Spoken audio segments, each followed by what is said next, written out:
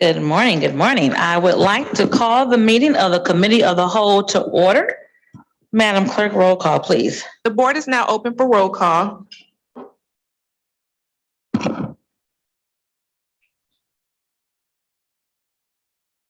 You have a quorum present. Thank you so much. Next item, please. Approval of the minutes from the March 14, 2023 meeting.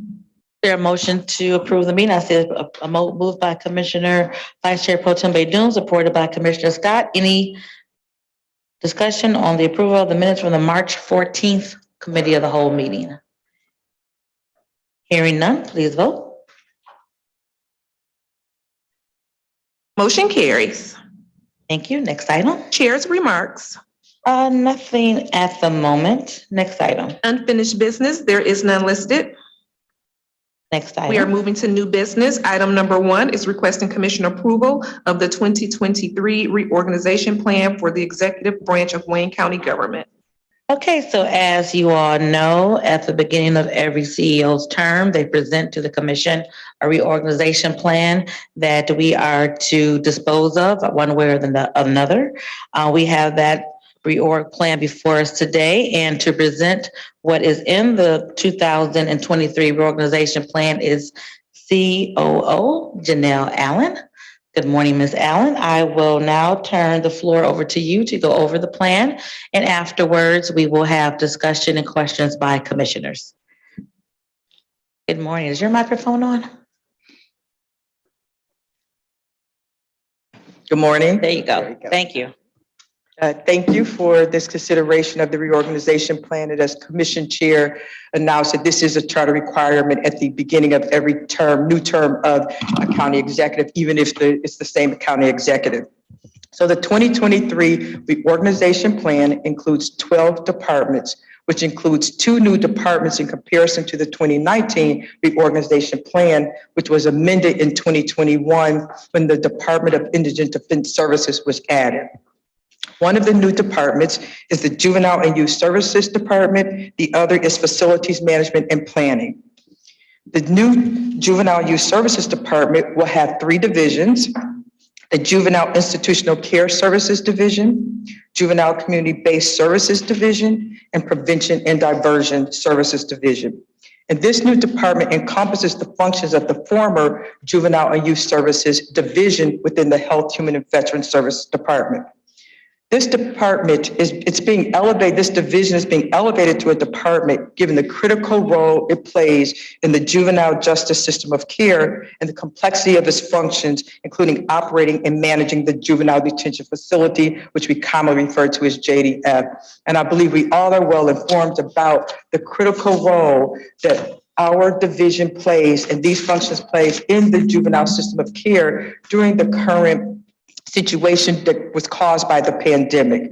And while our juvenile detention facility before the pandemic had an average stay of 21 days for a juvenile, again, it's for a detention facility, just for stabilization, not for treatment. It's for juveniles when they are pending adjudication.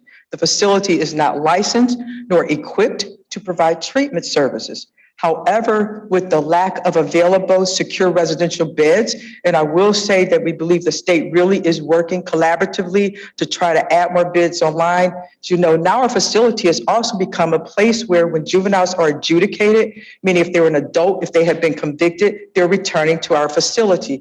Our facility was never designed, it's not licensed for that. So we do need to have additional resources.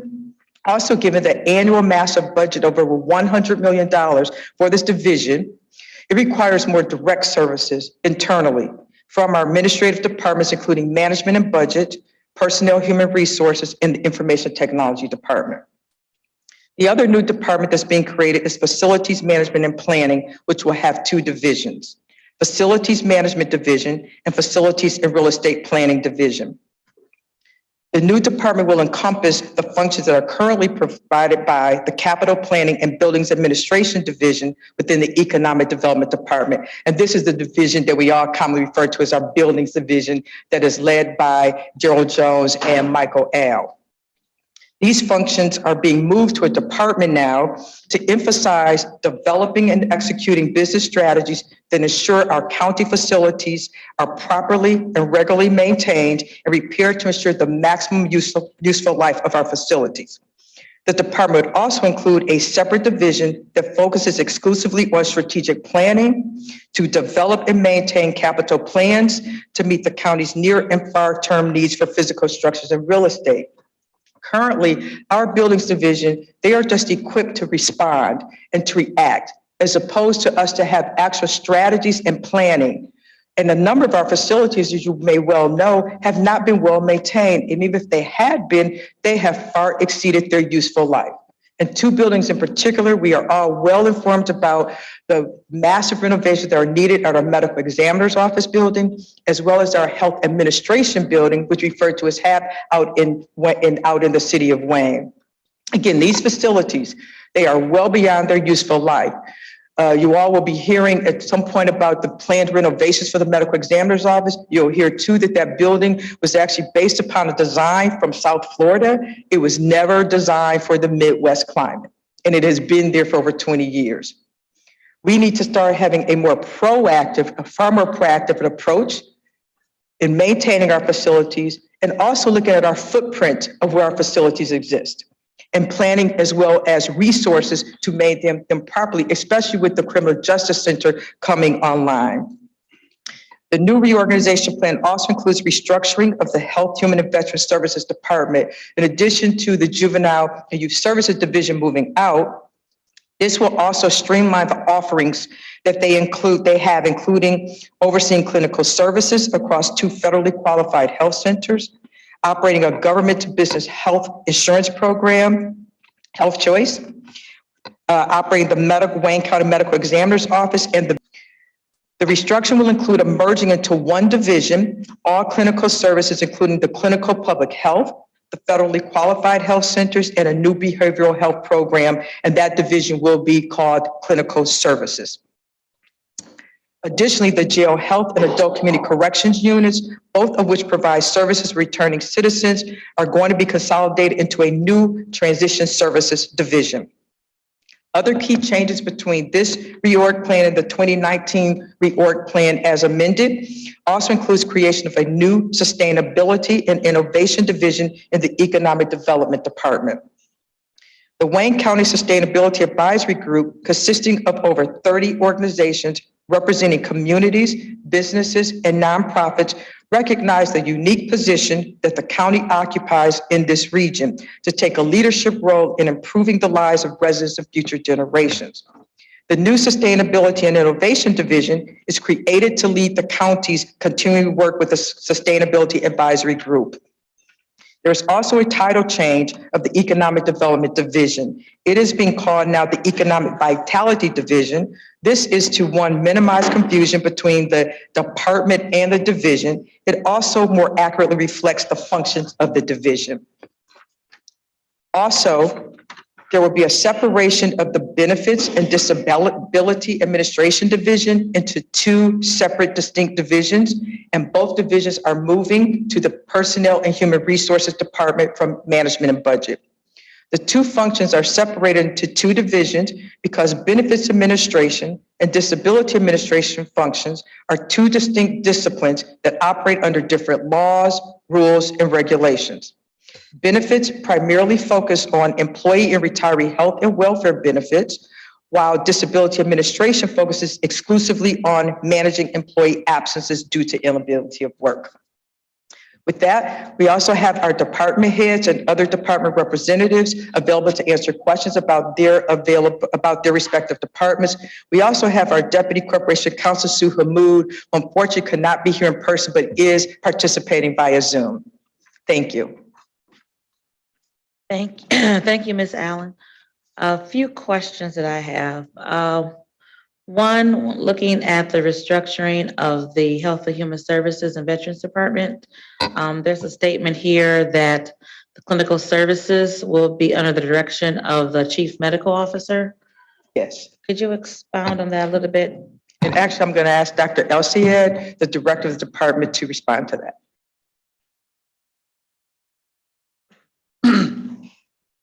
Abdul El Sayed, Director, Health, Human Veteran Services.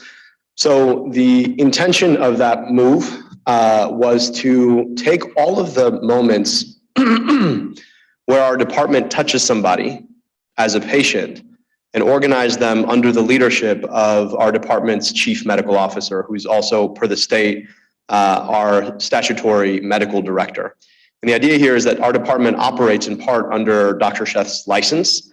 And so it's important that there's direct oversight anytime that license is in play in the moments that we touch a body, right? When they come in for care, whether that's for a vaccine or they're coming into an FQHC that we operate. And so that was the goal there. Previously, we had one very, very large public health division that included everything that we did clinically on public health and everything that we did out in the community on public health collectively. So what we're doing basically is segregating those out. It makes it a lot easier to manage because you don't have so many programs sitting under one hierarchy, and it centralizes all of that under the chief medical officer for the county. Thank you.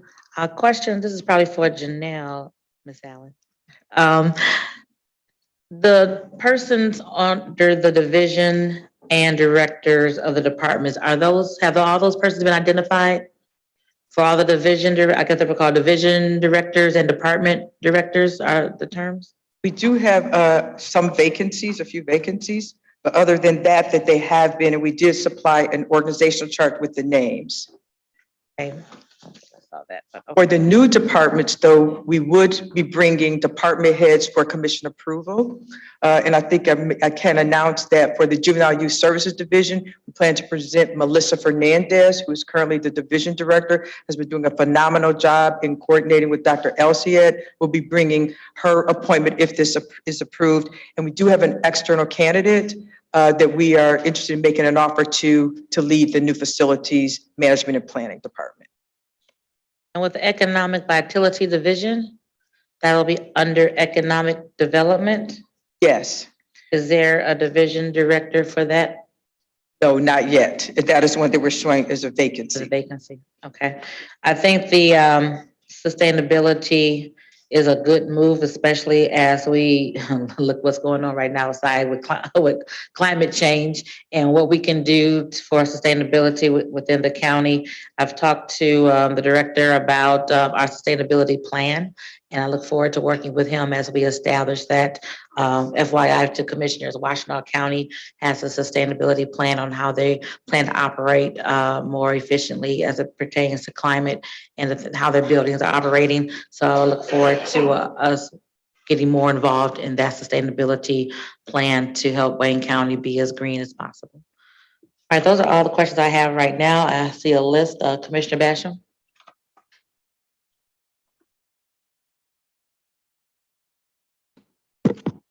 Thank you, Madam Chair. I've got more questions than I have answers at this time.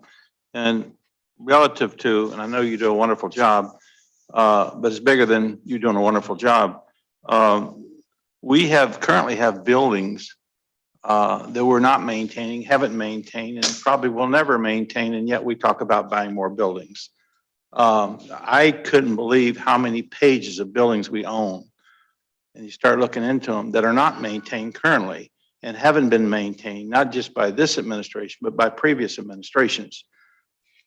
I don't care what you call a department. We need, if we're going to purchase buildings, we need to maintain those buildings flat out. And so, but just stick to the first page here for a quick second. And again, I'm not trying to kill a messenger. It says the 2023 reorganization plan is incomplete as it does not mention the chief executive officer, the CEO, nor does it set forth the organization of the CEO's office. And section 4.113 of the charter requires an executive branch reorganization plan, and the administration contends that neither the CEO or CEO's office are not required to be included in the plans. However, this is contrary to the Article 4 of the charter, which establishes the executive branch and includes the CEO as the head of the branch. The charter also provides some organizational structures for the CEO's office and a deputy CEO and planning division, the administration advises that the county executive's responsibilities are set forth in the charter and not subject to the reorganization plan. And if the structure and the responsibilities of the CEO's office are established by the charter and are not included in the reorganization plan, then there does not appear to be any authority for the CEO's office to deviate from the charter created structure and responsibilities. And I'll just stop at that one for a quick second. And just as a FYI, Commissioner, Ms. Allen does not have what you're reading. So hopefully she understood all She's of got a it. good memory, though. Yeah, so got a great hopefully brain. she heard that. So well, I hope that our Deputy Corporation Counsel heard, because I'm going to ask her to respond. I believe Sue. And Sorry. Sue does Good not morning. have that either, just the commissioners. But go ahead, Sue. Good morning. I am here, Sue Hamoud, Deputy Corporation Counsel. I did hear that, and Commissioner, it is the administration's position that the CEO is the highest elected official as elected by the citizens of Wayne County. Per the charter, the CEO, his powers and duties are mandated and set forth by the charter. Therefore, the CEO's office would not be a position of the reorganization plan, because the reorganization plan is being submitted by the CEO's office as to the departments that are listed in the charter that report to the CEO. If I may, Basher? Madam Chair, could I get Commission Counsel to respond to that based on what I'm reading? Sure, and a bit before she goes, I'll just give a little historical background as serving under 3 executives, McNamara, Ficano, and now Evans. This has been a disputed point between all executives and all commission bodies over the last 30, 35 years. So it still remains a disputed point, but I will allow Commission Counsel to make her comment as she has made the comment over the years that she's been Commission Counsel to that point. To that point, all I want us to do personally is to abide by the charter. Absolutely. And again, this is a disputed point that's been going for about 40 years now. But go ahead, Commission Counsel.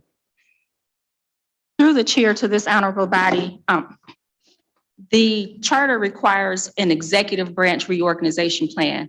If you look at the charter as it defines executive branch, it starts with the CEO's office and the CEO himself. It actually provides some structure because it tells you that you must have a deputy CEO. It tells you that you must have a planning division within the CEO's office. So while I would agree with Corp Counsel that if there are some statutory duties of the CEO, then theoretically, maybe those could not be changed. However, if the charter as stated defines what the CEO's office is, then how do you change that?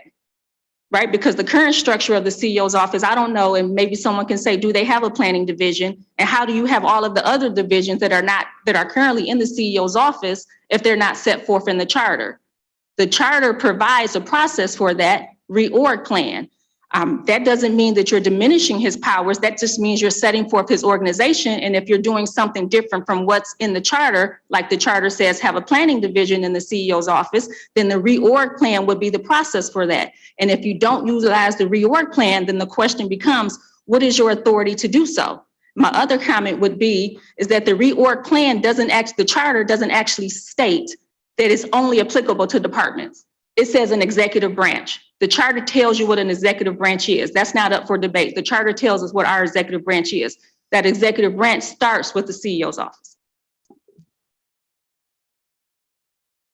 Fine, Commissioner. No, but I've got a lot more questions, but I'm not the only one here in this meeting. Thank you. Commissioner Anderson? Thank you, Madam Chair, and I'm Ms. Allen. I just wanted to ask a couple of questions right now is that you had mentioned 2 locations that are much out of dated. One of them was Examiner's office, I believe, and that building. And the other facility you mentioned was in Wayne. The Health Administration Building, that's where our Public Health Division is located. Yes. Okay. One thing I realized you didn't say was the sheriff's satellite office out there. And Another facility, yes. and so, and I'm very interested, as some others are, that it stay in the same municipality or the same general location, because of the fact that it's centered in such a place that it's convenient for all of Western Wayne County to get to that location, which is what it was, I think, designed to do. And then also to have quick access from for the sheriff's deputies to get to the park if they needed to, and to be there at that location. So just I guess it's a It is personal. on the list. Pardon me? It is on the list of facilities that are concerned that need to be addressed. Okay, and I hope we have some discussions before a final decision is made from the administration of where they want to place, move that to, if it's going to be moved. The other thing is, how many positions or FTEs does this increase over the current budget, this new organization?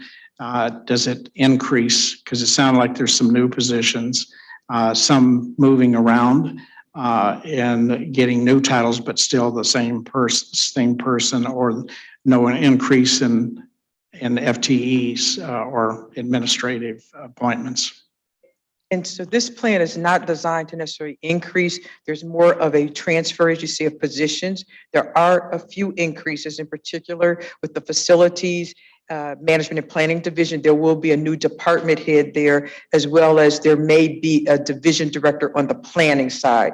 Again, Mr. Jones, Mr. Elder, and that staff, the buildings will be moving over and become now the facilities management division.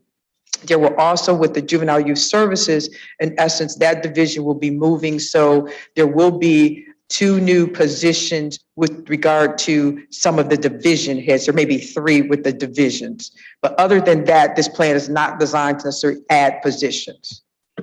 So the cost should be that what we're going to see in the budget will be essentially the same. For this fiscal year, we do not anticipate any changes. There may be some increases because of these positions, I'm telling you, for the leadership positions. But right now, we're going through that process to determine what the change in budget will be. But we do not anticipate anything for fiscal year 23. As I mentioned before, and I think you and I have talked about it, I'm concerned about, we're talking about sustainability and transformation, I think it was that it? Or Yes. that position was not one that we had prior to this being proposed in the reorg plan. And I don't have an issue with it, and I think it's important that we do something in that area, but I want to make sure that we're not depending on ARPA dollars or something like that to pay for that, because those dollars are going to run out. So even the former management budget director, when he was here, Drew, I can't remember his last name, that he had indicated, as I had always realized myself, that you can't take one-time money to fund a program that's going to be continuing, or positions that are going to be continuing, unless you've identified a source of money to pay for those positions. But so are you saying that it will not be any dependent on this one-time money? So with the Sustainability and Innovation Division, I do believe, though, at least initially, that some ARPA funding is being allocated for administrative costs, but we clearly understand and absolutely agree with that we cannot use one-time money thinking that we're going to be able to sustain a continuing function. And so other funding sources will have to be identified or to continue beyond when some of those ARPA dollars are being used for those initial costs. So some ARPA that were allocated for ARPA, and I believe this may have even been earlier in one of the batches, I'm not sure, I'll verify that, but some ARPA dollars will be used for some of the initial administrative costs for this division. Okay, all right. So I hope, they'll have some resolution of where the money is going to come from by the time we look at next year's budget. Thank you. Understood. Thank you, Madam Chair. Thank you. Commissioner Dobb? Thank you, Madam Chair. Excuse me. I'd like to ask a question regarding the veterans department or division. Our commission council had a concern regarding our lack of a veterans department and that we only have a division, and that it appears to violate state law. Ask our Deputy Corporation Counsel Sue Hamud to respond to that question. Is there a reason why we don't just create a separate department for that?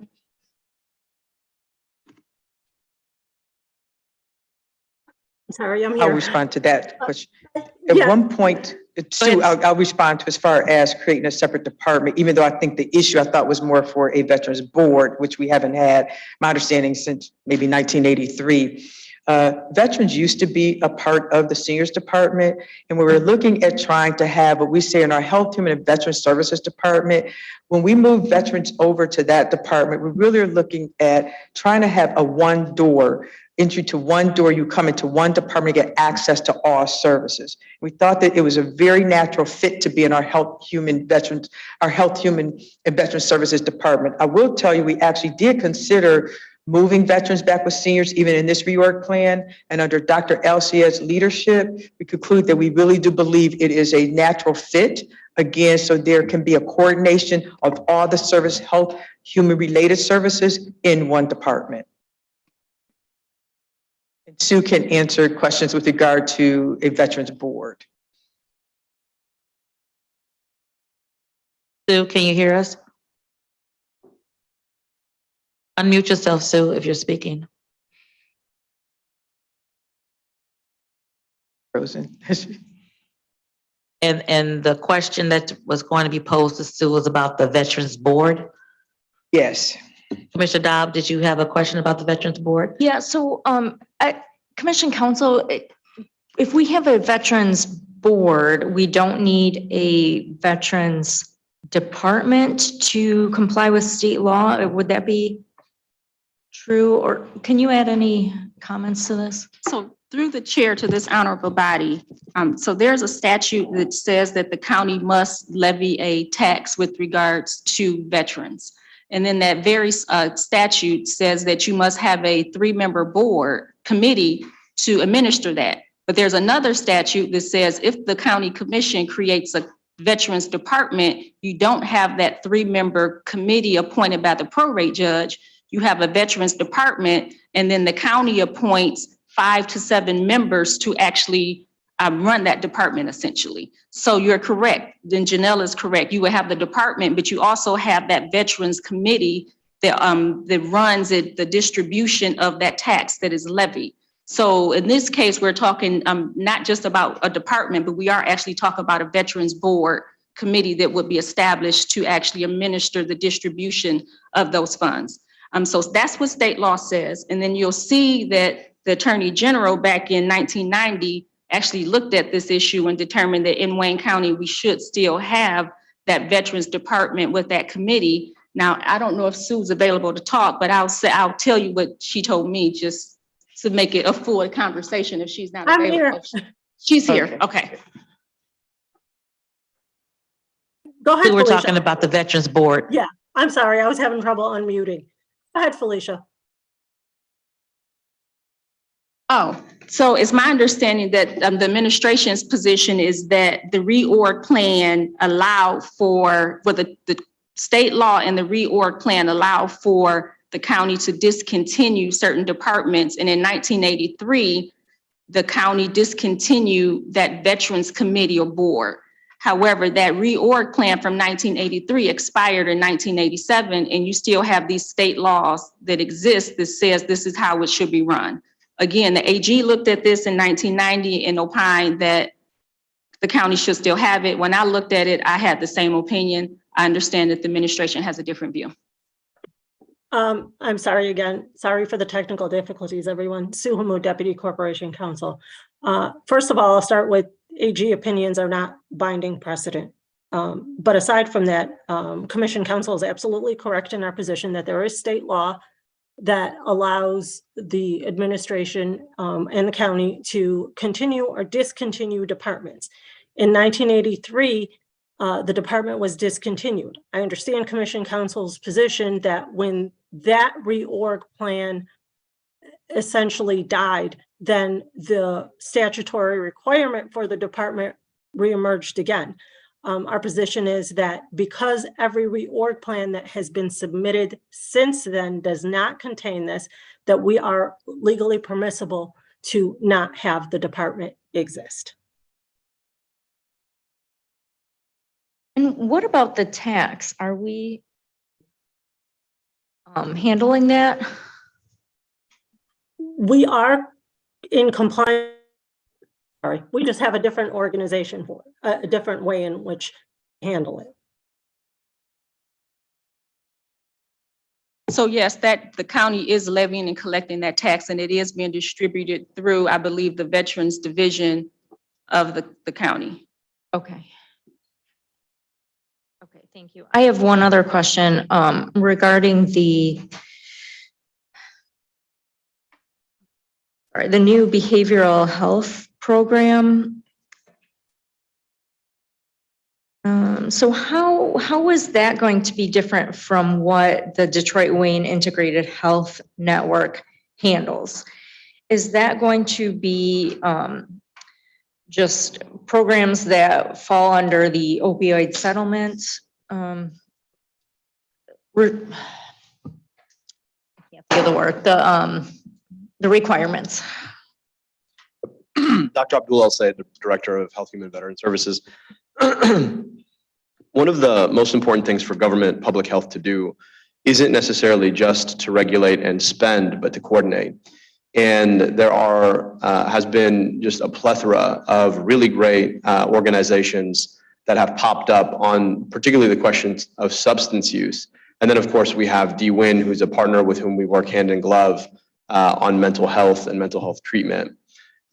What we've seen is that there's a real opportunity to be asking a couple of questions. Number one, what are the holes, what are the gaps in all of the services that are being offered in the ecosystem, both by nonprofit organizations and by DWIN, that's a government authority? And how do we think about creating space to fill those, whether it's directly or it's in encouraging and supporting other partners in the ecosystem to do that? So that's one part of it. The second part of it is exactly what you called out, which is opioid settlement funding, which in part will be used to support partners, whether that's DWIN or other organizational partners, but also in terms of being able to uniquely plug those gaps that we identify. And again, to raise Dr. Sheth, her practice area is specifically in substance use disorder treatment. And so what we've been doing together is doing a full analysis of this space. What are the resources that exist in Wayne County when it comes to mental health treatment and substance use treatment? What are the gaps in those spaces? How do we uniquely fill them? Using, if we can, opioid settlement money, and if not, using our convening power as county government to encourage other partners to do that. So that's the program. Thank you. That's all I have. Thank you, Madam Chair. Thank you. Could you, Ms. Allen, go over or Ms. Hammoud, the Assessment and Equalization Division and the rationale for making the moves that were recommended in that area? For the assessment equalization? Yes. I don't think we're recommending any moves or any changes there. Council, you made mention of some changes with the Assessment Equalization Division being inconsistent with the charter. Can you speak to that?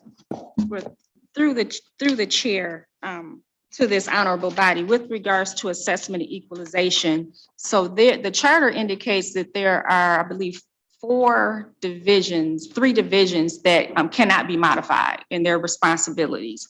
There was a statement in the charter with regards to a certain responsibility of assessment and equalization.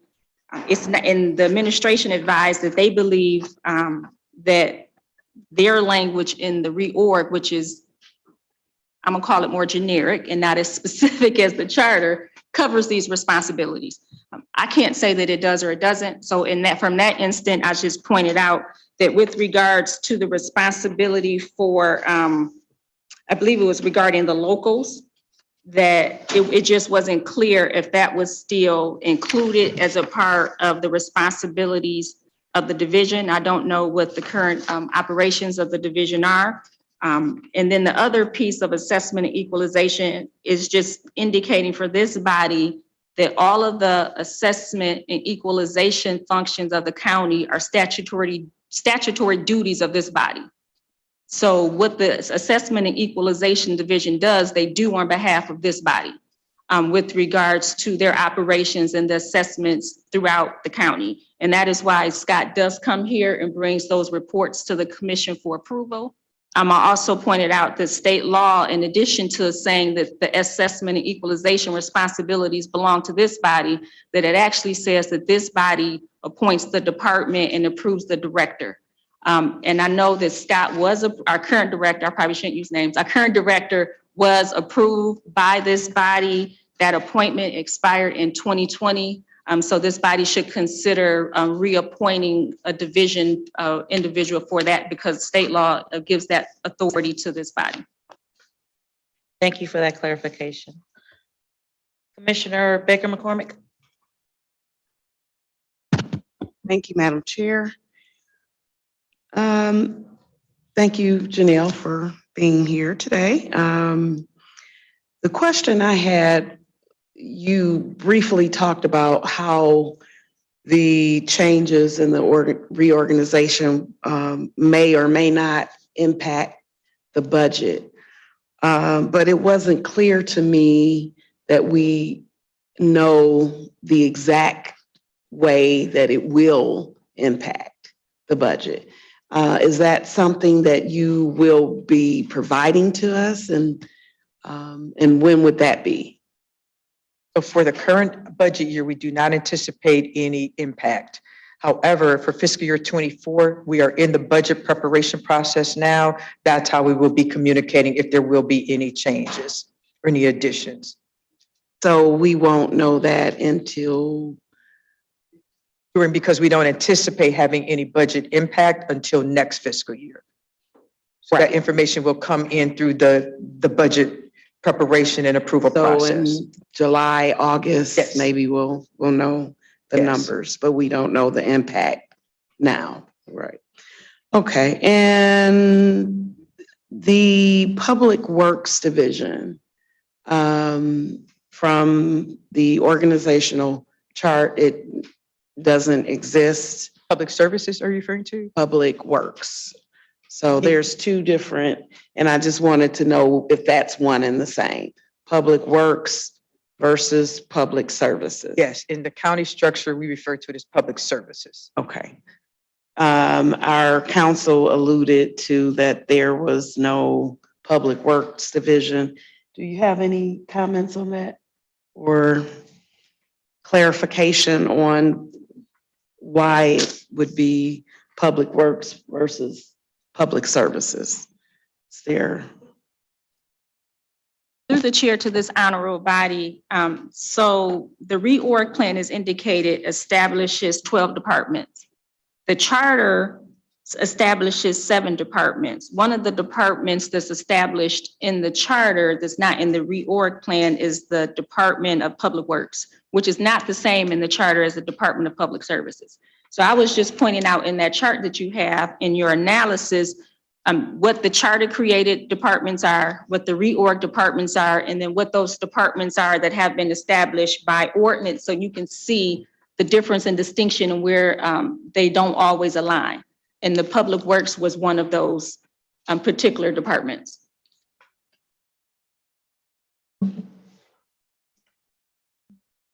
Okay, did you have any comments on that or the alignment of it, or I don't know. I do not. This is something though, I guess we are willing to go back and look. If we think that there's something violative or inconsistent with the charter, we certainly will go back and revisit this. But this is, I was not aware of this issue. Thank you. Thank you. Commissioner Marecki. Thank you, Madam Chair. If I may, through the chair to our commission counsel, I just want to make sure I'm understanding about the Enabling Act. It's my understanding that this would require a vote of the electorate to provide the CEO with the ability to create a new department. And we will be creating new departments if we approve this reorg plan. Is my interpretation of that correct? That maybe this should be going out to a vote of our population to create new departments? It doesn't look like the ability is there for the CEO to do that. So through the chair to this honorable body, so there's a state law that talks about the continuation and discontinuation of departments. There's, in that state law, it indicates that if you want to create new departments, you can do so by ordinance. And so that is in the state law, that you can create a department by ordinance. State law allows that. The charter provides for this reorg process. And under that reorg process, the charter allows to create departments. However, now that's an amendment of the charter through the reorg process. And the question becomes, and this was also a question that was raised in 1983 when the Attorney General actually reviewed the county's proposed charter, whether or not the reorg process as set forth in the charter was appropriate, the way it's stated, because of that vote issue. And the Attorney General at that time raised this very same question. So it's a matter of a function of what the charter says as opposed to what state law says. State law currently allows you to create these departments by ordinance. We could easily do that. Whether or not you can do so appropriately through the reorg plan is a question that's been raised, like I say, in '83 by the then Attorney General, and it's something that's still lingering out there. But that is something that the Charter Commission decided to include in the charter, and it's something that the people ultimately voted on when they established the charter. So has this happened? I know this is 4 years ago that I was here, that we had a reorg plan. Did this happen last time? Was this concern brought up last time? Do you remember? Has this been an ongoing concern for every reorg plan? Yes, it was brought up 4 years ago, and it was brought up 4 years prior to that. I don't know if the issue was raised prior to this administration, but I will say that I think all of the administrations probably since the inception of the county have done just what we're doing now, which is to create some level of a department by reorg plan. And have we, I think when I'm reading all the information, because there's a lot of information, so I apologize, but we've done some of these departments by ordinance, right? We've created some of the departments by ordinances. There are at least 4 departments that the county has created by ordinance. I think 2 of those departments probably still exist in some form. IT and economic development have been created by ordinance. There's an ordinance that creates the Department of Environment, which we know is no longer really a department, though that function still exists within the county and public services. And there was a community justice department at one point that's created by ordinance.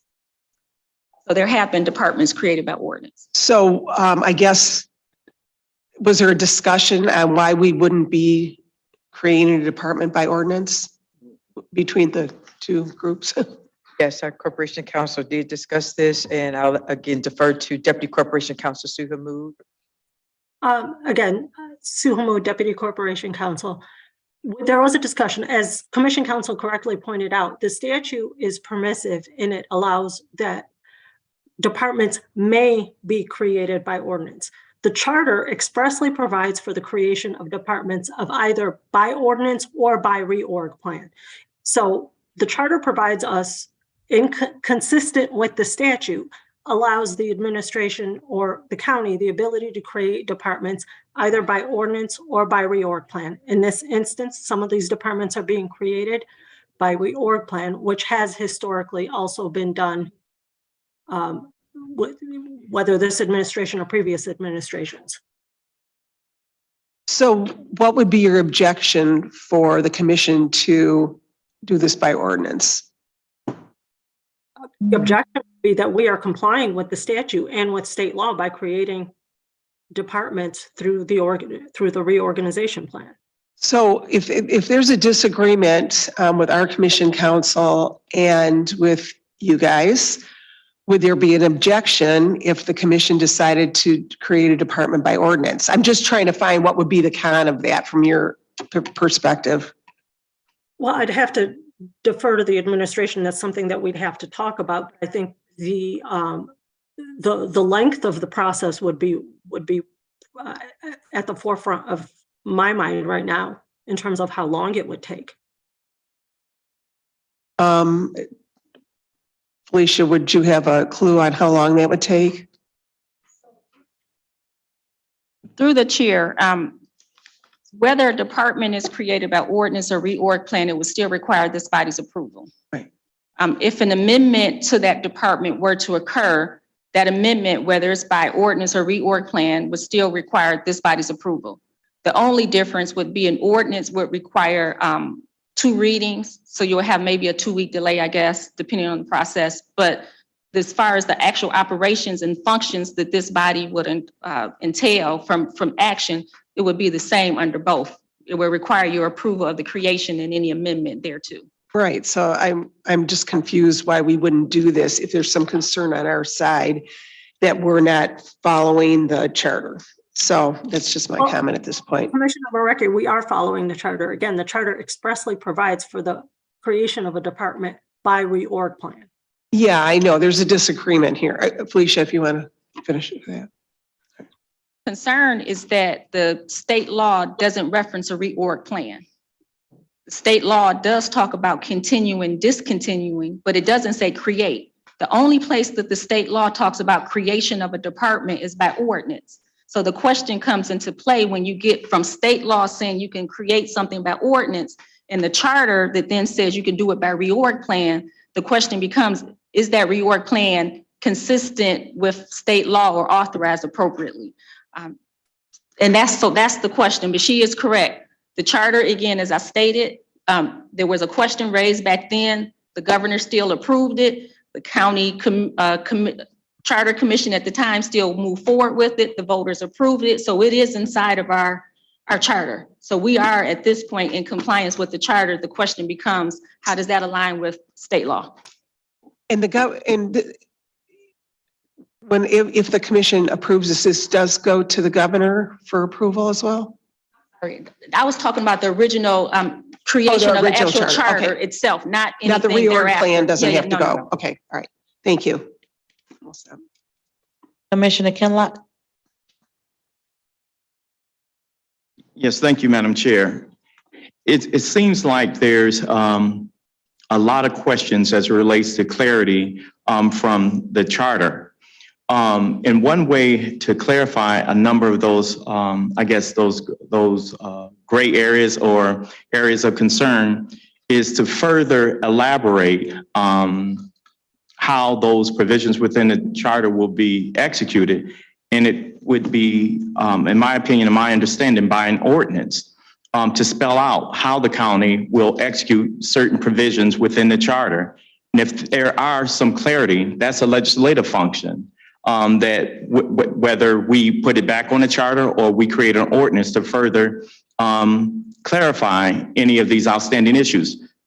One thing that I think that would probably also be helpful is if when you submit the reorg plan, if you know that you're creating a new department, then an ordinance is attached to it.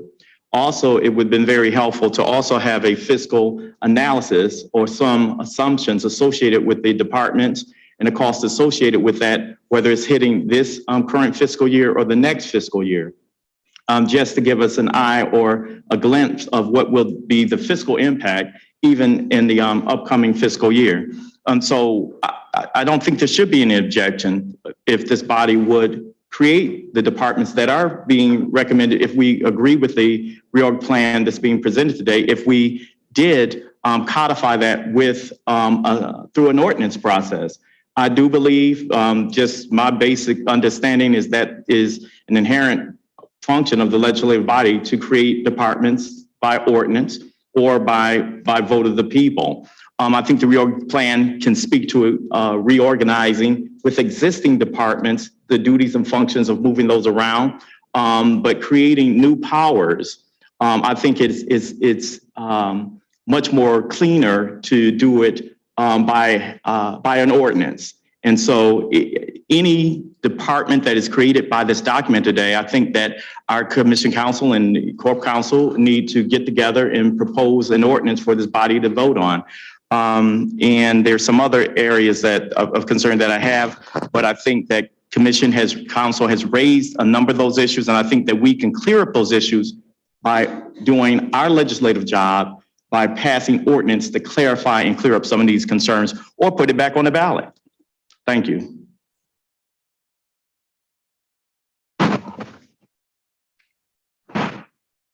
Thank you, Commissioner. Commissioner Kleen? Thank you, Madam Chair.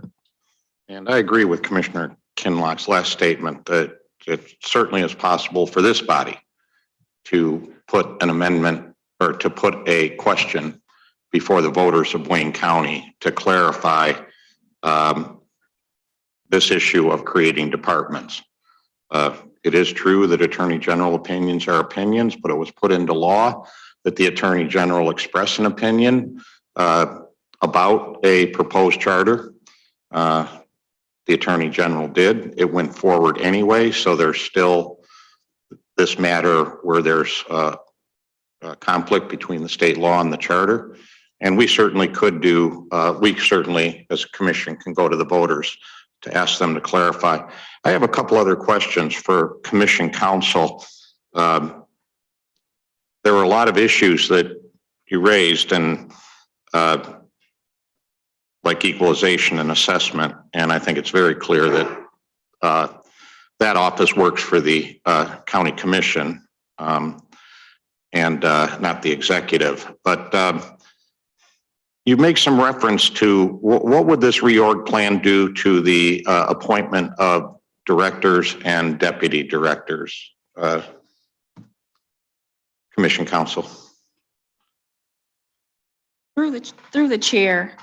So there is a provision in the charter that indicates that directors and deputy directors are to be recommended by the CEO and approved by the commission.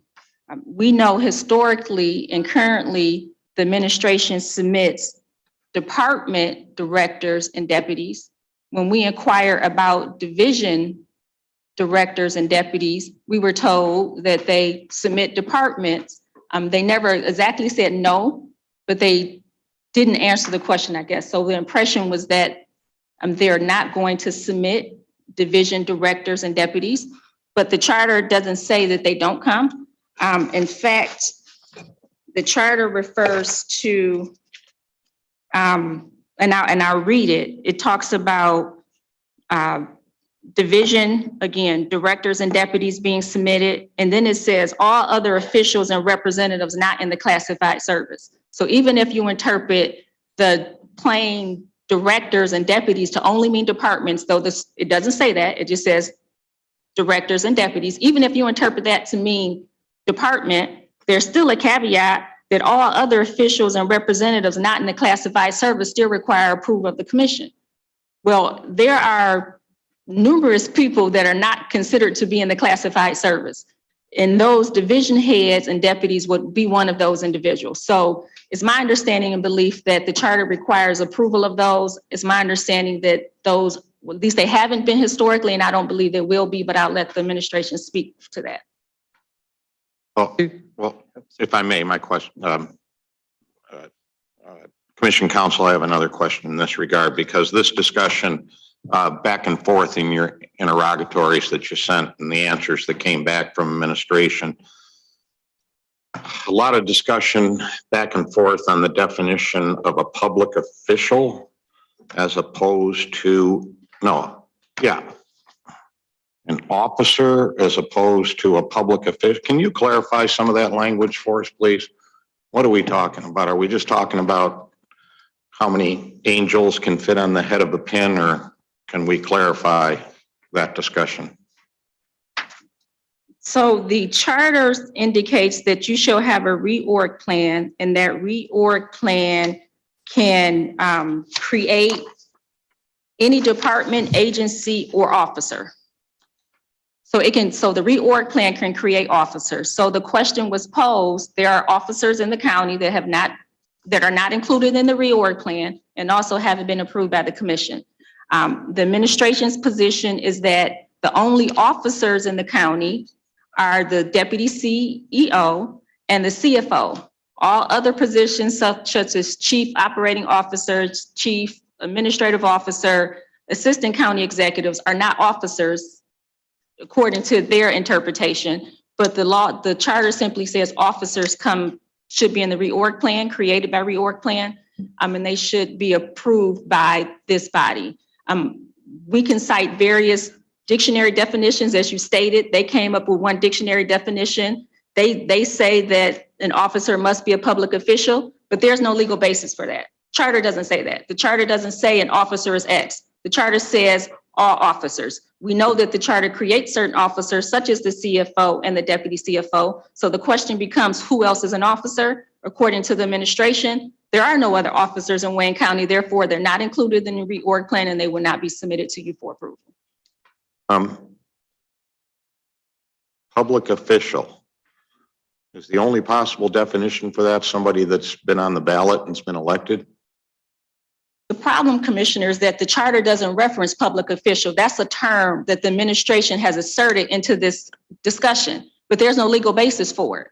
The charter doesn't say public officials. The charter says officers. The charter clearly creates public officials because it creates the commission by election. It creates the prosecutor, the treasurer. It creates those. It doesn't say public official because we know that public officials in that sense wouldn't be subject to the commission's approval, right? But it's saying officers of the county. So what's an officer of the county? We know that the deputy CEO and the CFO per the charter are officers.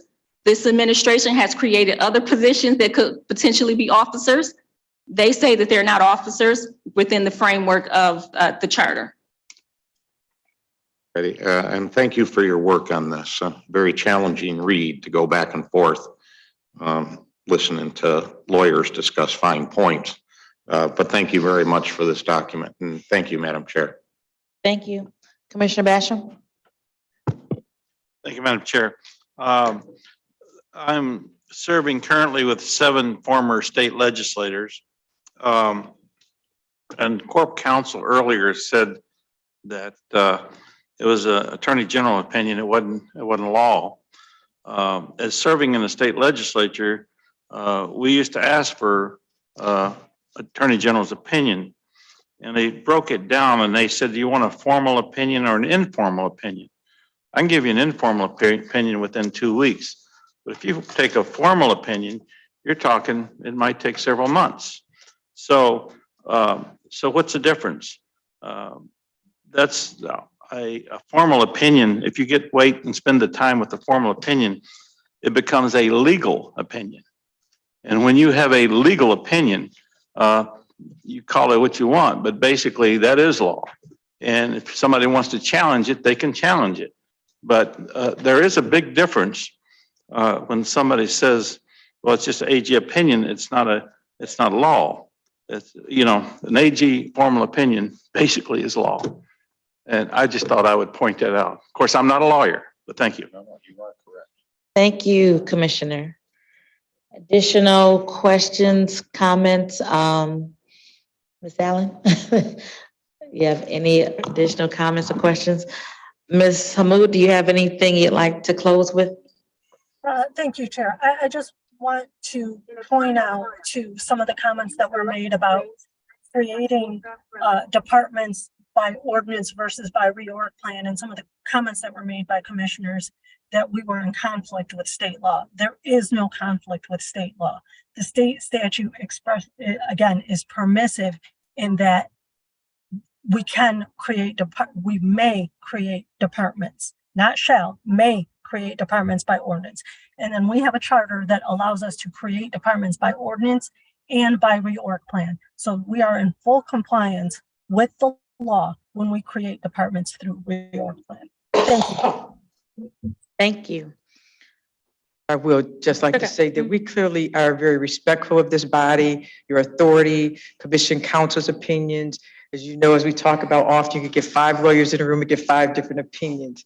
And it is never the administration's intent to be violative of the charter or for long established practices. And that's something I did absolutely want to clarify. Thank you, Ms. Allen. So, as stated earlier, and a lot of this is gray, apparently, but, in 99, 03, 07, 11, 15, 19, and now in 23, we've had differing ways we've addressed the reorg plan and departments. Sometimes we did it by ordinance, sometimes we did it by approval of the reorg plan. There hasn't been a consistency, I guess, over the last 20 years on how we moved forward. So it is up to this body on how we go forward this year. But I think hearing all of the conversations that I've heard, there may be a few more questions that commissioners want clarity in. So what I would recommend is that we pass this for the day. I'm sorry, we move this without recommendation to the full board. And in that time frame between now and full board, any questions, clarifying issues that need to be addressed, you can discuss those with council, who will then in turn discuss that with the administration so that we can dispose of this on next week at our full board meeting. So are there any other discussions, questions? Commissioner Hayes? A microphone, please. Okay, I've been going through this issue and listening to all those questions. And the main thing to me is there anything here take the power from the final decision to the commission? The commission still have the final say. And unless somebody could tell me I'm wrong about that. I see sometime we put ordinance, change thing. I believe for the reason of make our government functioning better, and from past mistake we learn and we know how to make things better. The main thing is I understand, unless the Commission Council could tell me I'm wrong on this, I didn't see anything take any power from the Commission and final say on many important issues. It's my understanding, my feeling about this one. So I hope I agree with the chair is to give more time and move it to full board without any recommendation. I'd be glad to make that motion. If you don't mind, Commission Council, can you address Commissioner Hayes' question? Is there anything in this reorg plan that diminishes the power of the commission? Through the chair to this honorable body, are there areas that potentially diminish the commission's authority because it gives the CEO a role in the process, such as creation of a department? If you created a department by ordinance, that would be a strictly legislative function. When you do it by reorg plan, you allow the CEO to have a role in that. When it comes to potentially the assessment and equalization division, potentially yes. Ultimately, I think Commissioner's question wasn't just the diminishment, but it was ultimately who makes that decision. And ultimately, all of those things do come back to this body, even if the CEO has a say in it. Whether or not he should or shouldn't is, I guess, debatable. But ultimately, yes, if you did it by reorg or ordinance, the commission would approve. Ultimately, the commission will have a role in the appointment of that division director for assessment and equalization.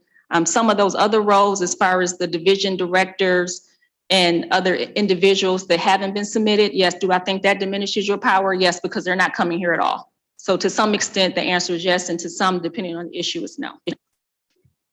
Thank you, Council. Commissioner Basham? Madam Chair, this commission should be more than just a final vote up or down, yes or no. I am understanding that there's a potential purchase of a building well over $1 million, and some administrations put a deposit on it. that hasn't even come in front of the commission as to, do we need the building? What are we going to do with the current buildings? All those sorts of things come into play. So my feeling is, I feel pretty strong about this, we shouldn't just be a final vote, yes or no. We should actually be part of this process so that we work together with the administration, and we should work with the administration. But just to have an up or down vote on something that the administration is doing is not what I intended for my role to be on the county commission. And individually, I have no authority, but if 8 or more of us work together, then yes, we have a big role in county government. Thank you. Thank you. Commissioner Baker McCormick? I alluded to my main concern, which is the potential fiscal impact that the reorganization will have on the long-term effects on the county. So I know you said that you would not have that information until the next, I guess, fiscal budget year. Being prepared now, so this will be in relatively short order. Right, but before we decide, or before I decided, I would like to see, the potential impact that adding additional layers into or onto the reorganizational chart, how that could potentially impact Wayne County. So if I could, I don't know what you would prepare for that or how, but I think that would be very helpful. Thank you. Thank you. Vice Chair Pro Tem Baydun? Thank you, Madam Chair. I'm listening to all the concerns from my fellow commissioners. And my question is to Commission Council. And I agree with the chair, we should probably move it without recommendation for full board. But do we have enough time between now and next week to address all the concerns of the commissioners, Felicia? Through the chair to this honorable body. So yes, if this body rejects a reorg plan, that means there will be no reorg plan and you will revert back to the charter structure. The reorg plan gives you 6 departments that are not within that charter structure. So we would totally change the structure of Wayne County. Now, could there be ordinances potentially to create those departments and fill those gaps? Maybe, I don't know, but it's important that this process continue because we have until the end of this month. Will between now and next week be enough time to resolve the concern? I don't know, but I'll tell you that I will do my best to sit with the administration to have those discussions if that's what this body desires, and we will see where we are next Thursday. But definitely it should move from this committee because not having a reorg plan could have some implications that are not intended by, again, not having departments such as economic development or juvenile services or indigent defense. Again, could those departments be created by ordinance? Maybe, but those are, again, discussions that we would have to have. I would definitely recommend that it moves out of this committee to full board and allow the time to have some discussion to see where we are come full board. Thank you. If we kept this here in committee of the whole, that means we'll have to have another committee of the whole and then move it to full board. That's why with our recommendation, we keep it to full board next week with time to gather some additional information to make an informed decision. But I think it's important what Commission Council said, that if we do nothing and we reject it, then we go back to something that happened 40 years ago. And we've come a long way. A lot has changed over the last 40 years. I think in a positive way, as we've had some departments that help our citizens greatly. So we don't want to revert back to a 40-year-old document. But I'm very hopeful that whatever your concerns are, please give them to Commission Council as soon as possible, like today, so she can begin those conversations with the administration so that we can have a clean document on next week and hopefully come to a consensus. There'll be some give and take, obviously, but we can come to a consensus on what's best for the citizens of Wayne County. Commissioner Kinlock. Just last point, the reorg plan, should this plan be adopted, any new departments, I'm just going to say, I'm not sure if Commission Council can begin that conversation, but of the anticipated departments within this reorg, that an ordinance follow. Because as was just stated, in the future, or even in this instance, if we vote against the reorg plan, it reverts back to the charter created positions. But if we had these departments created by ordinance, then that's what I would assume, would be how we would exist. So we could create them under the reorg plan, but I think they need to be codified through an ordinance. So I would not have a problem with that. Thank you. And I'll say one more thing. If that's the direction where we're going to go with ordinances, we need to probably from this point on be the body that makes that consistent. Again, this body as a whole has been differing on how it approaches things. Sometimes we've had ordinances, sometimes we had reorg plans. But if that's going to be the direction that this body is going to go forward, we need to absolutely make that clear so that the next administration can know that's the role that we're going to take. That was not indicated today, which is why we don't have one. But if that is what this body wants to do going forward for all future commissions and future administrations, that needs to be something that's crystal clear. So we're not in this position, okay, not us, but the next Wayne County Commission is not in this position, going back and forth with sometimes we did it this way, sometimes we did it that way. I agree. Thank you, Commissioner Patrick. Thank you, Madam Chair. There's a difference between passing for the day and passing without recommendation. So if you pass for the day, we still got to the end of the month. If you pass without recommendations, we got to deal with this next week. Correct. So I would rather, me personally, because I've seen how many questions some of my colleagues and I have on this, I would rather see it just pass for the day versus pass with no recommendations. That's just my personal opinion. Thank you, Commissioner. I appreciate that, but I prefer for us to work diligently to get this addressed on next week. So I would support going without recommendations that we can have this taken up at next week's full board meeting. Madam Chair, if I may, Madam Chair and all commissioners, I assure you that the administration will work diligently over the next week with Commission Council and other commission staff to hopefully effectively address all of the issues that have been raised today. Thank you. Any further discussion? We have a motion by Commissioner Haydos and seconded by Commissioner Kinlock to move this item without recommendation to full board. Any further discussion? Hearing none, please vote.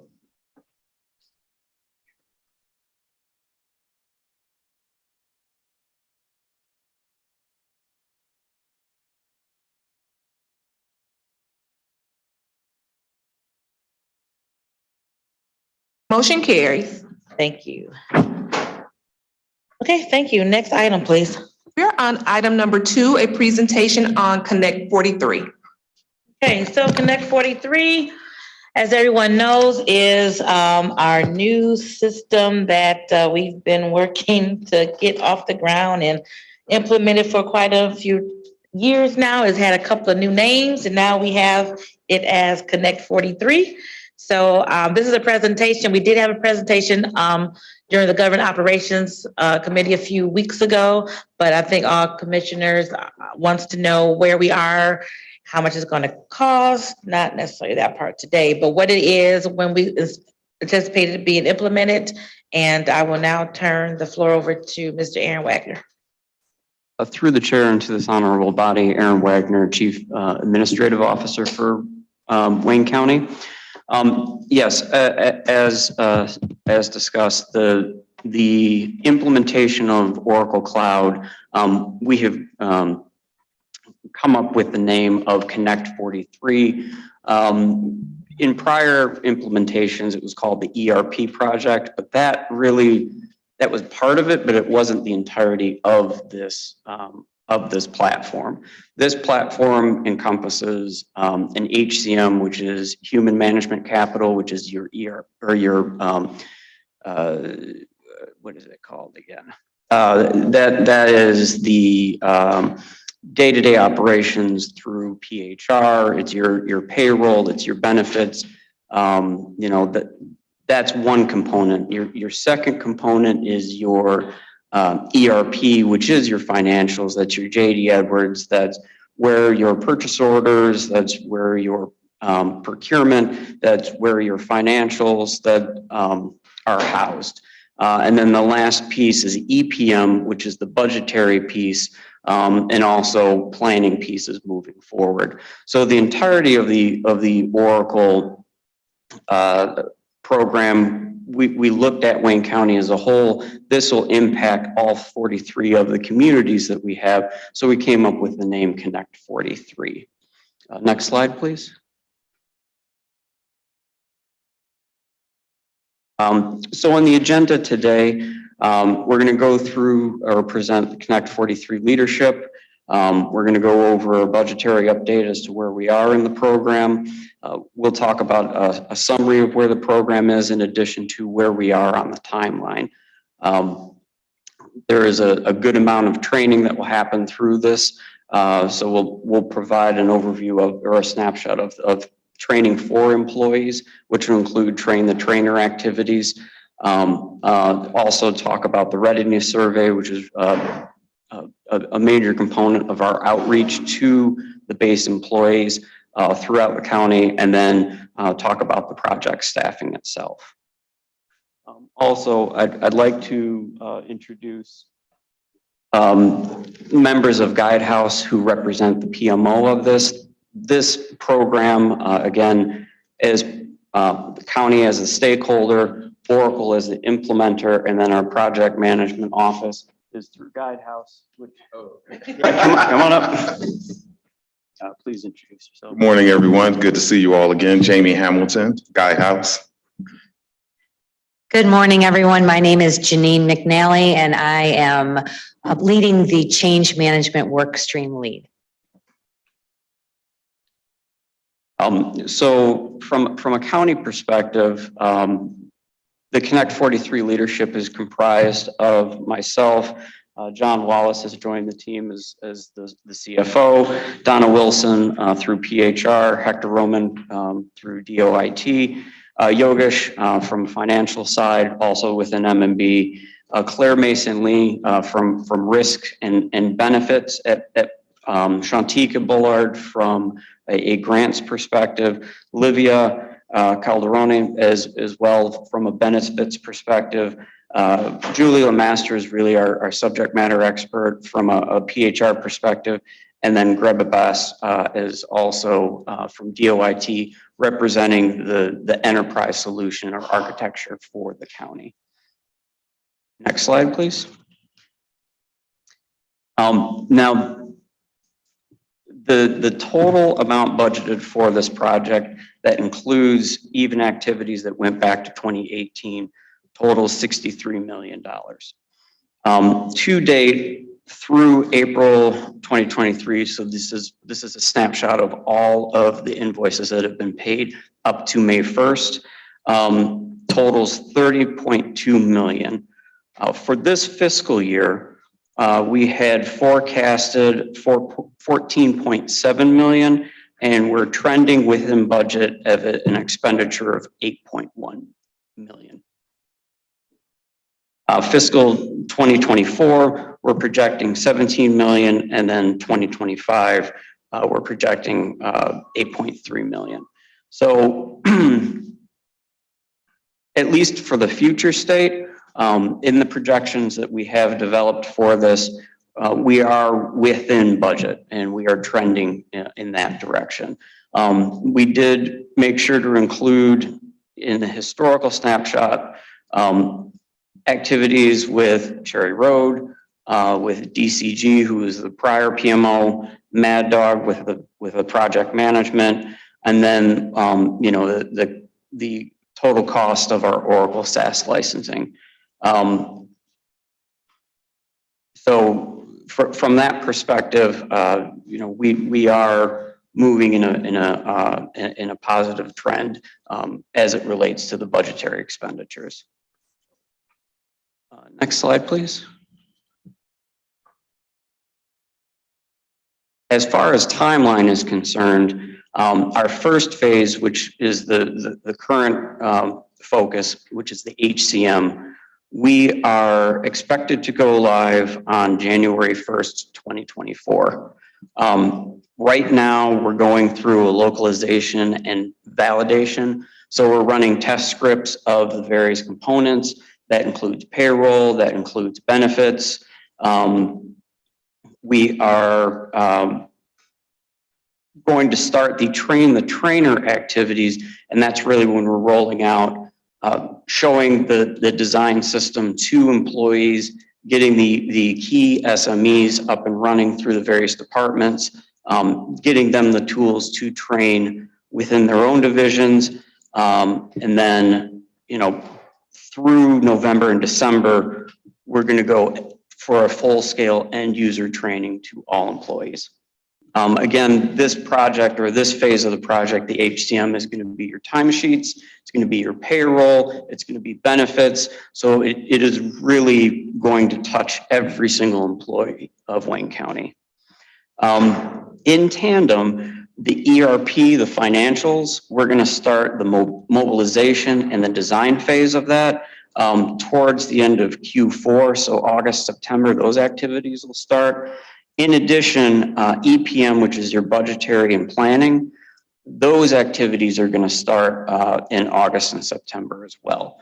So those activities will continue up until go live, and that go live date is slated for October 1st, 2024. So there's a lot of activities that are happening right now.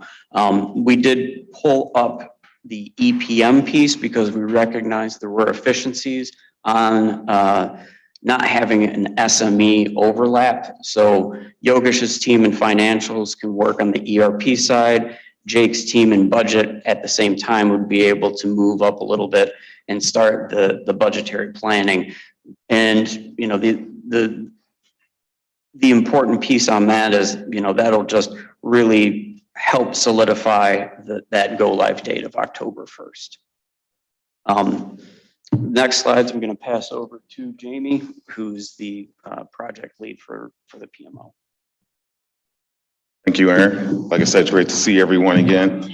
So Aaron laid out the timeline for HCM. So I just want to talk about a few of the milestones. So there are hundreds of tasks under the milestones. So but I'm going to touch on just some of the high level stuff. So for the month of June, our biggest milestones really finishing up design, or finishing up and then freezing the design. And the reason why that's important, because that starts to shape what the rest of the summer and fall looks like for us. So once we have the design froze, that means the reporting is finalized. Our security roles have been designed and finalized. So that's really the big thing for the end of June. And then going into July, as Aaron mentioned, we've done one round of testing in May, and so we're going to do April, May, and then we're going to start our next round of testing in early July. And then once we get towards the end of the summer, we'll be doing our system integration testing, which really starts to pull everything we've done for HCM over the last several months. Actually, going back several months is probably more accurate than, say, a year. So we're looking forward to late summer, early fall, and then as Aaron mentioned, training starts to kick in or starts to really take place going into the early fall. And Janine McNally is also the person, she does change management, but under change management, we also have training. So she'll be able to discuss a little more in detail about what we're doing around training and the path to get there to be ready towards for our January 2024 go live for HCM. And then also, as Aaron said, we're going to be doing a few things. The summer and fall are going to be extremely busy because HCM will be finishing up, and late summer we'll be starting EPM and ERP. So all three big work streams. So a lot of work for us coming late summer and into the fall. Next slide, please. So with all the work we have to get done, we obviously need help. So part of the ERP program, which Aaron mentioned earlier, is a set of Connect 43 is a set of different programs. So one of them is the staff augmentation and project staffing. So, and the purpose of it is to really find good candidates to give our SMEs relief.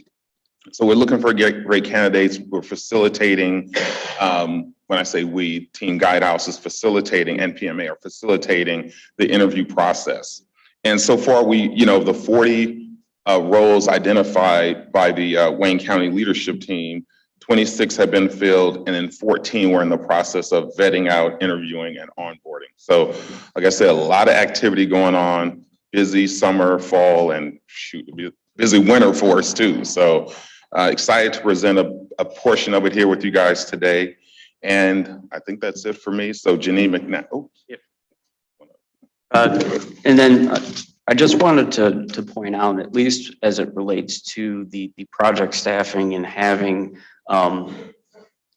these consultants come in and help support the SMEs. This is an activity that didn't exist in the prior attempt of the implementation. So it was an area that we did recognize that, you know, our SMEs are overtaxed. You know, we as a county needed to support them in any way that we can. I am working with PMA and we'll be bringing a amendment to that contract that these SMEs would have an opportunity to roll over as full-time employees. So this is another mechanism that we can use to try and get more full-time employees with the county.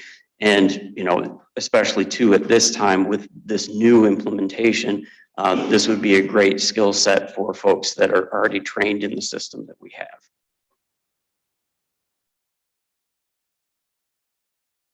Hello again. For those of you who need a little bit of clarification about what change management actually is, it really is the people side of the change. And as Jamie mentioned, also includes the training piece as well, which is really critical for successful use and adoption when we go live.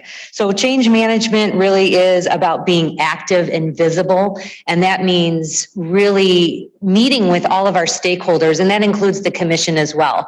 We had the opportunity to meet with Tim Johnson and Cynthia Douglas to talk about the project, and we will continue to do that so that people are aware of what that impact means for all of you as well, as they talked about self-service and entering time and benefits and things like that. So our goal is really to help with the transition to the future state, not only organizationally, but also on the individual level. So we have really met with multiple stakeholder groups, from the sheriff and their entire leadership team to DPS, about 90 to 100 of their managers, Treasury. We just are going down through the list, and we're happy to meet with you again and to meet in person or via Zoom. We are available to do any of that because that kind of relationship building is important to make people start to feel comfortable and confident with the deployment of this project. And again, this is Connect 43 stands for the Oracle Cloud Project. So just to clarify, that means PeopleSoft will be decommissioned January 1st, JD Edwards, Procure to Pay. There's a whole list of county applications that either will be decommissioned because of Oracle Cloud, can do that, or some of them will be will work within Oracle Cloud as well, just to give a little perspective there. So as far as what you're seeing on the screen here, the training and support map, people want to know what to expect. What can people do now to start getting up to speed? And there is an Oracle University. We've been doing, as I mentioned, a lot of outreach, and that will continue with our managers, with employees. And there's also a SharePoint hub that is on the county's intranet site called Connect 43. All information can be found there. As far as the Train the Trainer, that is really the beginning of that training mobilization, and that coincides with the user acceptance testing. So that's a really big piece in getting more people involved in what this actually looks like. We've actually been doing demos.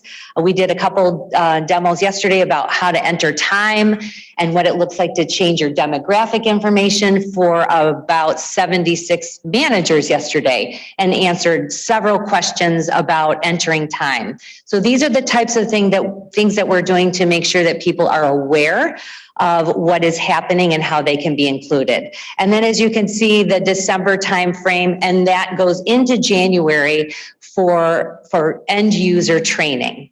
And that's really a big time. We know it's at the time of holidays and people taking vacations, but this is also a very critical time for the project. We have in place strategies that move into January because we know people are off, and that is this is an ongoing training piece that will really never end, because you have new people onboarding into the county, as well as people becoming managers.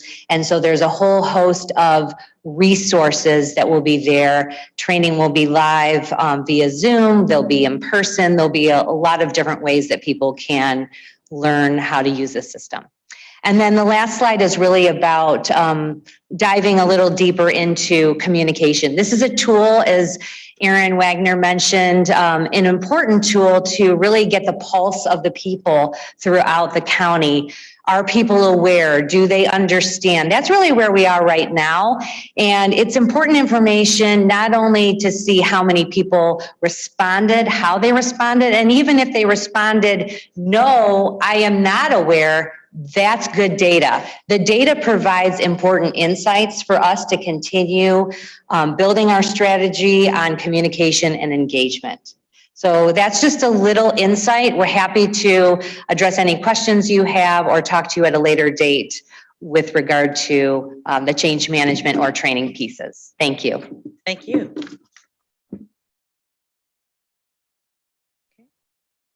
So that, excuse me, that concludes the presentation. Are there any questions regarding the project? Questions? Again, I thought this was important. It did come up in GovOps, and that was great to have that presentation for those members on that committee, but the entire board needs to hear the process and where we are. Are there any questions from members? Commissioner Anderson? Thank you, Madam Chair. Aaron, I just wanted to ask you a couple of questions here. I think I have three. Was any of the work from the earlier contractors used by the new vendor or available, to be used or of any value? Yes, through the chair, Commissioner Anderson, yes. So some of the design work, they were able to validate and retool. Certainly, we've got access to anything that was done previously. I think that the important point with this is, or at least with this iteration, is as Oracle is not only the implementer but also the designer of the product. Any questions or concerns on the work that had been done previously, we've fully vetted and gone through. That's why it's so crucially important to make sure that we had clean environments going into the HCM piece. There is on Tuesday a full board vote for an additional environment, just to again continue and make sure that we are working smarter and ensuring success for this. So, there has been a very, very close collaboration with Oracle and the PMO and the county. What was the original project completion date on with the other contractors that were involved? I believe it would have been 2020. I'll have to go back and validate that.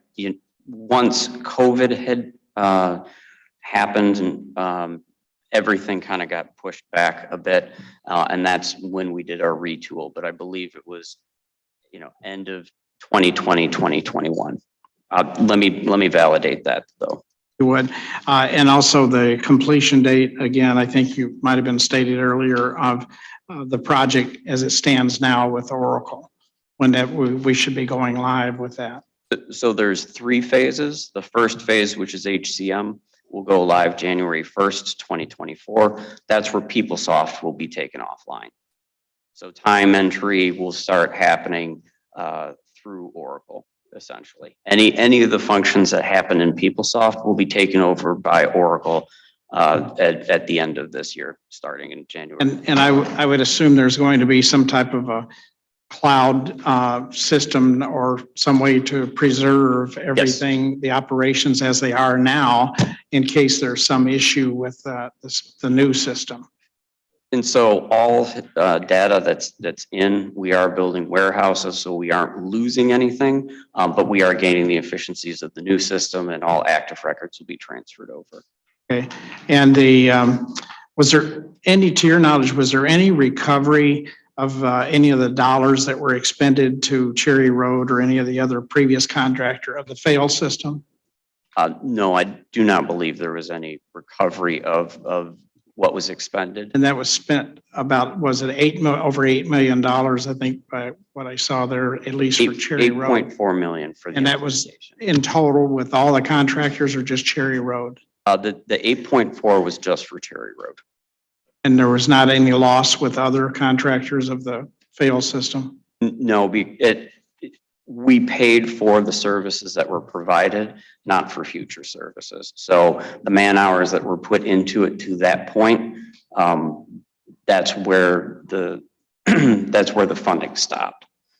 Or not the funding, but the payments. So stopped. how many continued renewals of the contract with JDF, or not JDF, but the other system that we're getting rid of? Mm-hmm. How many more payments are we going to have to pay to keep that one going? So for PeopleSoft, the payments will stop, or that system will be taken offline on January 1st, 2024. For JD Edwards, we will continue to use that service up until October 1st, 2024. So those will be offline. TCM, Procure to Pay, that will also come off a line on October 1st, 2024, because our contracting system, that will all move into Oracle Cloud. So it'll be an end-to-end solution. So we should be finished paying JD Edwards for the JD Edwards system and the other systems in the current system by the end of next year. Okay. All right. Thank you. Thank you. Commissioner Kinlock? Yes, thank you. So I know because this isn't a brick and mortar sort of project that is, all cyber, done on a cyber platform, we sometimes can't visualize how massive of a project that this is. And we, of course, had a hiccup, last year, in which at that time, I did tell Mr. Newsom that, I'm going to be dependent on him and his integrity to make sure that this project works out, because it fell through the crack. A lot of stuff fell through the cracks that basically exposed a lot of lack of oversight in the past.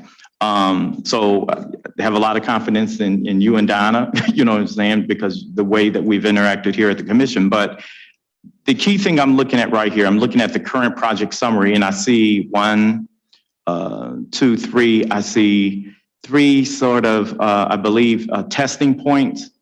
And, I know that we're all excited about going live, but it's important for me to understand how many testing points are you having in regards to this whole project. And specifically, I see that the testing points I'm looking at here are just HCM. Are there also testing points associated with the other 2 parts, the ERP and the EPM?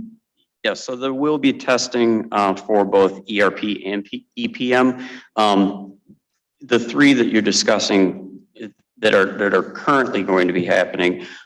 So like take, for example, payroll.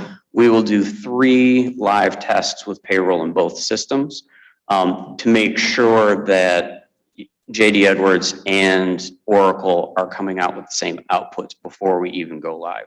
So it's really, it's running those system tests over and over again, going through, making sure that the scripts and the inputs that we put in are mirrored in both systems. And so it's, trust me when I say, I do not want for anyone in Wayne County to have an issue with their paycheck post go live. Because, I'll be the one in the news talking to people. So yes, I certainly do not want that happening. So that's why there is the redundancy in the testing, in the design, in how we're going through. Again, Oracle, they own PeopleSoft, they own JD Edwards, they own the cloud. So I think this iteration of this, we've got the best of the best working on it. And as part of the update through GovOps, you're giving the, what the results are from those various tests. And if there's any hiccups, because that can also mean that maybe we need to adjust and look at the schedule of launching. So I don't want us to be so quick and so focused on implementation and not making sure that when we do go live, that it goes with fewer mishaps as possible.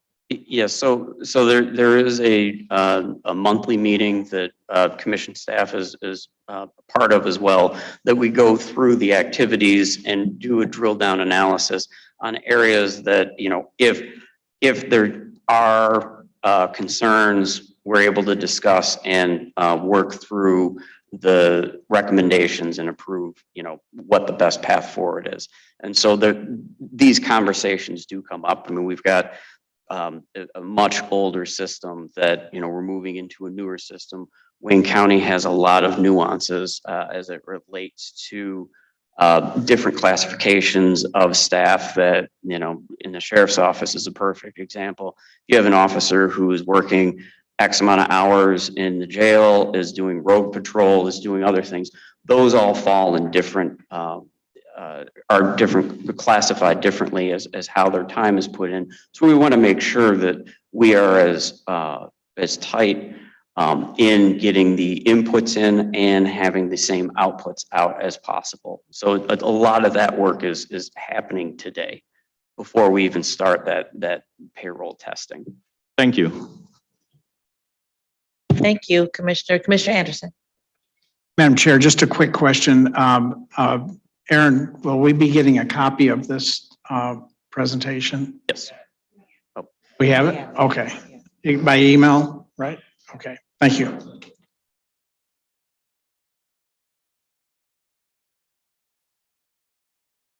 Any other questions on this item? Any other questions? Well, again, we look forward to getting frequent updates through GovOps. And if there are any questions that commissioners have, Tim Johnson and Cynthia have been working diligently with the administration team.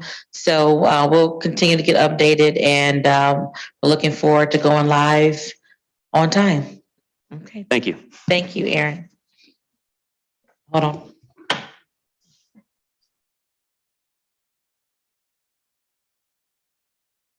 All right.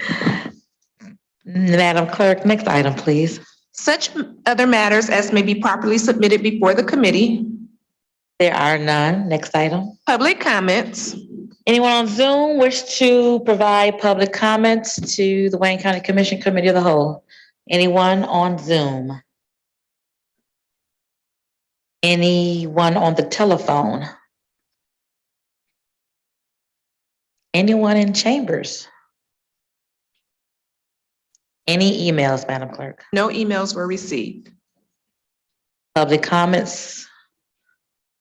Public comments. Okay, hearing none. Before we adjourn, let me just implore everyone who have additional information to provide on the reorg plan to do that today to our council, so that she can relay that information to the administration. There will be some give and take. Don't expect everything that you ask as an individual to go forward as a body, but we will certainly take all of those concerns to the administration. If we do not hear your concerns, it would be disingenuous to vote against something if you don't ask for ways to improve something. So we look forward to getting all of your comments in today so that we can address those very important matters of the reorg chart on next week. Any announcements? Motion to adjourn. So move.